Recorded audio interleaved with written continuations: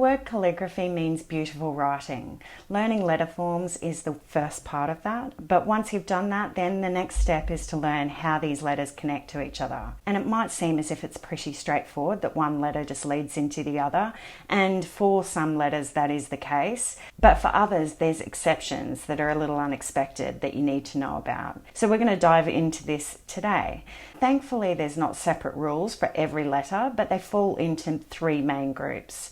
So the first group of letters is group 1. This is letters with a thin exit stroke. So you can see the A, the C, the D. So all these letters have a thin exit stroke, and they connect to letters with a thin entrance stroke. So you see the B and the E and the F, H, they all have the thin entrance stroke, or otherwise known as a lead-in stroke.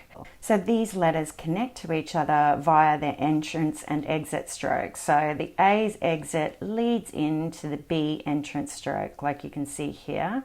The C exit stroke leads into that H exit entrance stroke, you can see here. And the D, same with the D. This exit is leading into the entrance of the I. So I'll just demo that quickly here. Make the oval shape.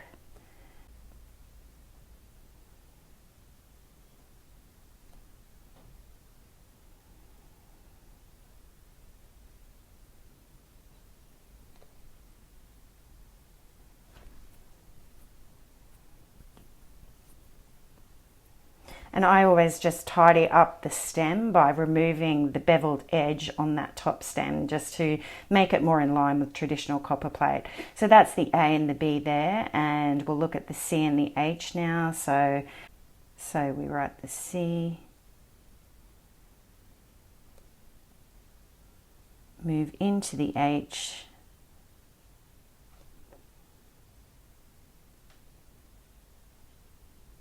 and the exit stroke of the H. Is it come back, draw the little dot, and tidy up that downstroke there. So that's the C and H, and then D and I. You write the D. So remember, the downstroke of the D doesn't go right up to the ascender. You want to make that here, and then we write the I next to it so that it just crosses over that downstroke, and then the tittle of the I. And then I just tidy up those downstroke stems. So you've got the D and the I. So all those other letters that we were looking at would connect like that. So we're going to move on to group 2 now. Letters that are connected to via a dividing stroke. So these are all letters that are connected to. So they would have a letter before them, and they would be connected via a dividing stroke. So I'll show you what I mean. So you can see the exit stroke of the E then moves into the N via this dividing stroke. Same with the G here, that goes into the R and the Y. So the N, the R and the Y are all part of this second group. So we can just look at how that works in action. So the E, and then we move into that dividing stroke and the downstroke of the N.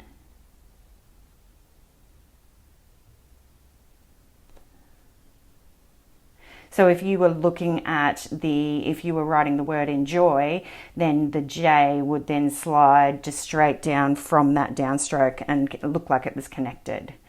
So that's how the E and the N go. And then we've got the G and the R. So I'll write the oval of the G. The downstroke of the G moves into that loop and then carries on up and over to write the downstroke of the R. So you want the second stroke of the R to come up through the middle of the downstroke, and then you want to draw that little loop. So there you go, that's connected via that dividing stroke. And then we've got L and Y to look at here. And we want to go up, down, and up again. And then the downstroke starts here and we move into that exit stroke, the light exit stroke.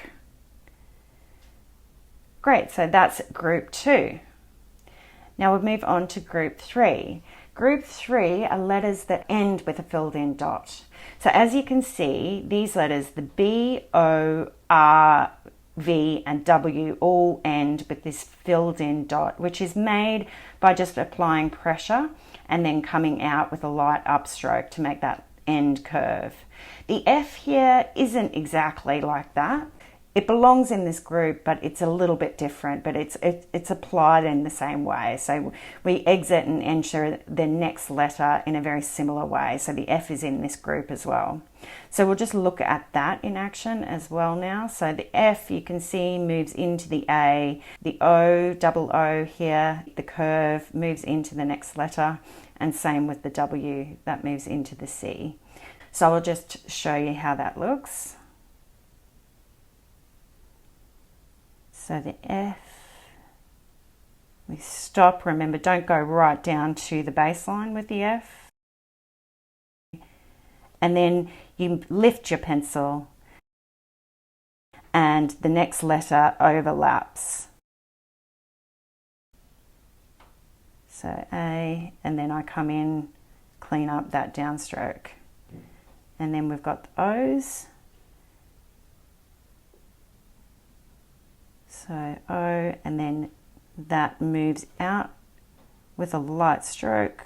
It's a slight little curve, and that connects to the next letter like that. And then the W.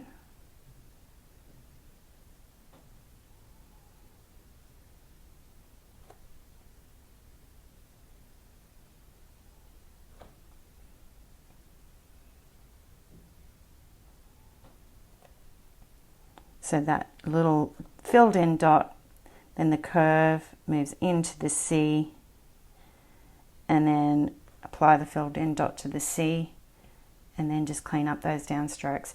So that's our group 3, letters that end with a filled in dot. So that covers all our letters. There's only one that sort of sits outside of these categories, and that's the letter S, because the S doesn't really connect to any other letter intentionally.